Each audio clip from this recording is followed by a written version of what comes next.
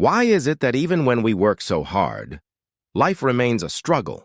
Why is it that once things start to go wrong, it feels like a never-ending downward spiral of misfortune? Since ancient times, the Japanese people have attributed this phenomenon to a specific presence. That presence is Bimbogami, the spirit of poverty, usually depicted as a thin, frail man dressed in tattered rags. He lingers in the dark corners of a house. Just imagining him can bring a sense of deep unease. But should we simply dismiss Bimbogami as a mere superstition or an old folk tale? When we look at this entity through the lens of modern economics and psychology, we begin to see that the true nature of Bimbogami is a very real manifestation of our internal defense mechanisms and the collective psyche of society. Today, we will analyze the existence of the spirit of poverty from multiple perspectives to uncover the truth of how we invite this spirit in, and more importantly, how we can ask him to leave. What exactly is Bimbogami? According to Edo-period literature and ghost stories, he often appears as an unwashed elderly man. He carries a fan and sits in the corner of a room with a sorrowful expression. It is said that once he settles in, the vitality of the household vanishes. Its luck declines, and eventually, the family faces financial ruin. What is fascinating is that Bimbogami does not just bring bad luck. He preys on human negligence, laziness, and the gaps in our emotional state. I have a question for you to consider right now.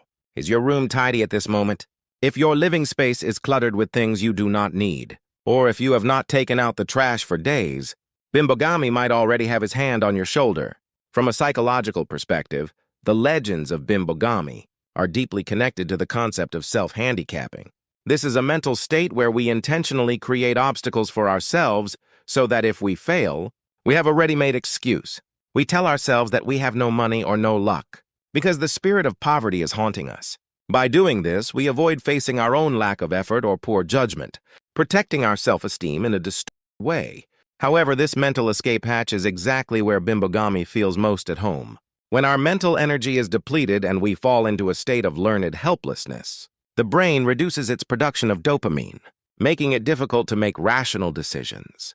Consequently, people begin to waste money on small, fleeting pleasures or miss important opportunities. This is the modern version of being possessed by the spirit of poverty. The phenomenon of Bimbogami is not limited to individual psychology. It is also closely related to collective psychology and a state known as anomie. In economics, before a hyperinflation or a Great Depression occurs, a certain type of foreboding and anxiety spreads through society. People become extremely pessimistic about the future, and everyone tries to hoard resources or stop spending altogether out of fear. This collective terror is often the trigger that actually causes the economy to collapse. In the past, people may have perceived this invisible, unsettling atmosphere as the shadow of Bimbogami. There are records of entire villages reporting sightings of the spirit of poverty, which were likely a collective hallucination caused by people instinctively, sensing an upcoming famine or crop failure. Here is my second question for you. Do you feel a sense of envy when people around you become successful? Or do you deep down wish for someone else to fail? These negative emotions are actually powerful invitations for the spirit of poverty. There is an Edo-period parable about a man who tried to chase Bimbogami away, but instead, the spirit taught him the secrets of business and helped him become wealthy. This story suggests that Bimbogami is not an absolute evil, but a symbol of the poverty within our own hearts, the feeling of never being satisfied, or the habit of measuring happiness only by comparing ourselves to others. When these feelings reach their peak, Bimbogami begins to manifest and interfere with our lives. Bimbogami prefers environments defined by stagnation and decay. Just as water rots when it does not flow, energy becomes negative when money and emotions are hoarded and clung to with obsession. There are many records of wealthy families suddenly losing everything, and in almost every case, their homes had become cluttered and the air had grown stale. This refers not only to physical hygiene, but to a complete stop in mental metabolism. Bimbogami loves a heart that refuses to change. For those who fear trying new things and spend their days complaining about their current situation, the spirit of poverty is almost certainly standing behind them, smiling coldly while waving his fan.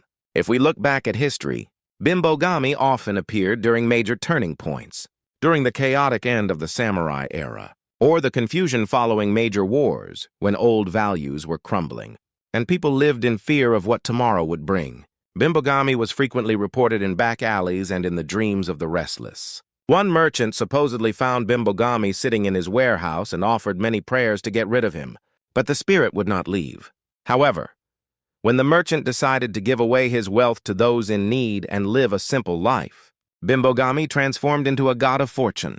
This contains a profound lesson that by letting go of attachments, we can transcend the very concept of poverty. Now, let me ask you a third question. If you lost all your material possessions today, what would you have left? Would it be your knowledge, your skills, or perhaps the friends who trust you? What Bimbogami fears most is not visible wealth, but a person who recognizes the inexhaustible richness within themselves. The extreme fear of losing money is the very bait that delights the spirit of poverty. Conversely, for someone who has the self-confidence to know they can rebuild from zero, no matter what happens, Bimbogami cannot stay near them. For such spirits, such a person is simply too uncomfortable to be around. The ultimate ritual to turn Bimbogami into a god of fortune is not about chanting special spells or buying expensive charms. It is about acknowledging and accepting the spirit of poverty within yourself. We often try to exclude misfortune or poverty as an external enemy. But Bimbogami is a part of our own shadow.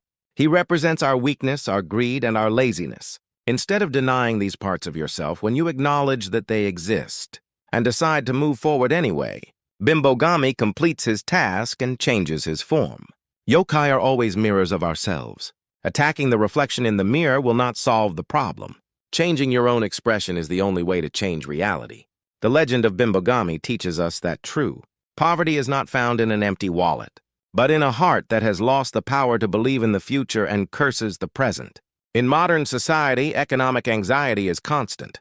However, you must not let that anxiety swallow you, or fill the rooms of your heart with clutter. Open the windows, let the air flow, and maintain self-discipline. That is the strongest protection against the darkness. From the moment you finish listening to this and take even one small step forward, the spirit of poverty behind, you will likely walk away with a troubled look on his face. Thank you for staying with me until the end. If you have been experiencing a strange streak of bad luck recently, or if you have a mysterious story about how you sent the spirit of poverty away, please share it in the comments. Your words might be the salvation that someone else needs. And if this story resonated with you, even a little, please subscribe to the channel and give us a like. By doing so, this knowledge can reach more people and help drive away the collective spirit of poverty in our society. I look forward to seeing you in the next story. I hope your tomorrow is bright and filled with true abundance.